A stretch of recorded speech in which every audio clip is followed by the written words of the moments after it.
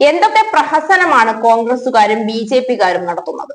ആശമാരെ മുൻനിർത്തി സംസ്ഥാന സർക്കാരിനെതിരെ വെറുതെ ഓരോ പ്രക്ഷോഭം അഴിച്ചുവിട്ട് അവരെ തെരുവിലിരുത്തുകയും ഈ ചൂടിൽ പൊരിവെയിലത്ത് അലയാൻ വിടുകയും ചെയ്തതല്ലാതെ ഈ സമരം കൊണ്ട് എന്ത് നേടിയെന്നാണ് പറയുന്നത്?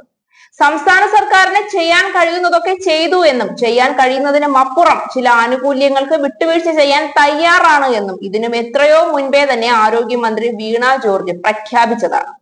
മുൻപേ തന്നെ പ്രഖ്യാപിച്ച ഒരു കാര്യത്തിന്റെ രേഖകൾ ചൂണ്ടിക്കാണിച്ച് ഇത് ഇന്ന് നടത്തിയ സെക്രട്ടേറിയറ്റ് വളയൽ സമരത്തിന്റെ വിജയമാണെന്ന് ആശമാരെ കൊണ്ട് പറയിപ്പിച്ചത് എന്ത് കുബുദ്ധിയാണ്?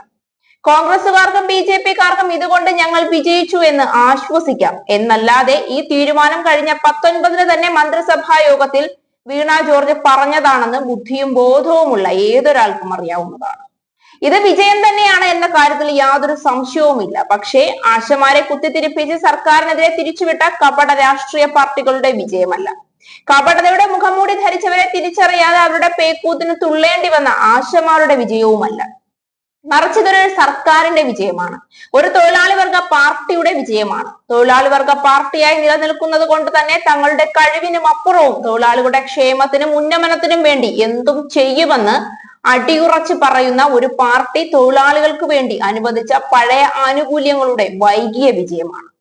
അന്നത് പോരാ എന്ന വീറോടെ വാദിച്ചവരൊക്കെയാണ് ഇന്ന് അതേ ആനുകൂല്യങ്ങൾക്ക് കൈയടിക്കുന്നത്. കഴിഞ്ഞ 19-ന് തന്നെ മന്ത്രിസഭായോഗം തീരുമാനിച്ച ആശമാരെ അറിയിച്ച ഈ തീരുമാനങ്ങൾക്ക് വേണ്ടിയായിരുന്നു ഇന്നൊരു പകൽ കൂടി ഈ വെയിൽ മുഴുവൻ ആശമാരെ കൊണ്ട് കോൺഗ്രസും BJP-യും കൊള്ളിച്ചതെങ്കിൽ കഷ്ടമായി പോയി എന്ന് മാത്രമേ പറയാനുള്ളൂ. സംസ്ഥാന സർക്കാരിന് കൂടുതലായി ഒന്നും ചെയ്യാനില്ല എന്ന് അറിയുമായിരുന്ന ഒരു നടപടിക്ക് വേണ്ടി എന്തിനാണ് BJP-ക്കാരും കോൺഗ്രസുകാരും കൂടി സഖ്യം ചേർന്ന് പാവപ്പെട്ട സ്ത്രീകളെ തെരുവിലിറക്കിയത്? ഇനി കുറഞ്ഞ പക്ഷം ചെയ്യേണ്ടത് സെക്രട്ടേറിയറ്റിൽ നിന്ന് രാജ്യസഭയിലേക്ക് ഈ സമര പരിപാടികൾ മാറ്റുക എന്നുള്ളതാണ്. അല്ലെങ്കിൽ ഇവിടെ തന്നെ കുത്തിയിരിപ്പ് സമരം നടത്തി മോദിയെ കൊണ്ടുവന്ന് സുരേഷ് ഗോപി വഴി പറഞ്ഞ വാഗ്ദാനങ്ങൾ കൂടി നടപ്പിലാക്കിയെടുക്കുക എന്നുള്ളതാണ്. കൂടെ നിന്ന കോൺഗ്രസുകാരോടും BJP-കാരോടും അതിനെ കൂടി സഹായിക്കാൻ ഒന്നും പറഞ്ഞു നോക്കുമ്പോൾ അറിയാം യഥാർത്ഥ ചോരകുടിയൻ ചെന്നായ്ക്കൾ ആരായിരുന്നു.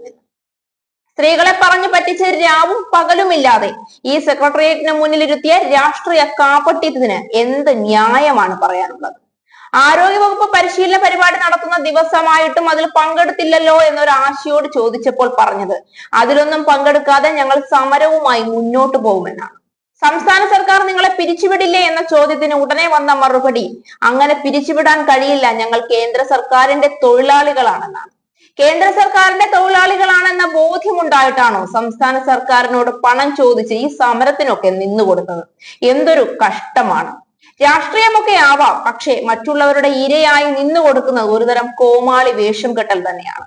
സ്ത്രീകളെ കൊണ്ട് ഇതൊക്കെ ചെയ്യിക്കാമെന്നുള്ള രാഷ്ട്രീയക്കാരുടെ കുതന്ത്രങ്ങൾക്ക് പാവപ്പെട്ട ആശമാർ ഇരയായി പോയല്ലോ എന്നൊരു വേദന മാത്രമാണ് ബാക്കിയാകുന്നത്.